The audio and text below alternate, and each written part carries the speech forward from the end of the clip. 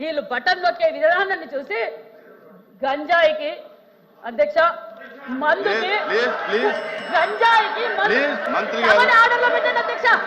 అధ్యక్ష అధ్యక్ష ఇచ్చిన సూపర్ 6 లో ఏ ఒక్కటి చేయకపోగా ఎటు ప్రజల్ని తప్పుదోవ పట్టించాలనే ఉద్దేశంతో ఏదో ఒక అలిగేషన్ తేవడం, వైఎస్ఆర్ పార్టీ మీద బురద జల్లడమే కార్యక్రమంగా పెట్టుకొని నిన్నటి రోజు మా జిల్లా మంత్రి సవితమ్మ గారు మాట్లాడుతూ మండలిలో పెద్దల సభలోకి వెళ్ళి 2 కోట్ల మంది మహిళలను అవమానకరంగా మాట్లాడుతున్నారు.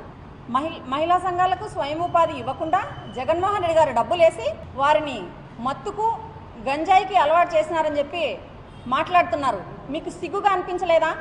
ఒక మంత్రిగా ఉండి మీరు ఇట్లాంటి వ్యాఖ్యలు చేసినారంటే మొట్టమొదట మీరు 2 కోట్ల మంది మహిళలు కాదు, రాష్ట్రంలో ఉండే ప్రతి మహిళకు క్షమాపణ చెప్పి ముక్కు నేలకు రాసి మళ్ళీ జిల్లాకు రావాలని చెప్పి మంత్రి సవితమ్మ గారిని మేము హెచ్చరిస్తున్నాం.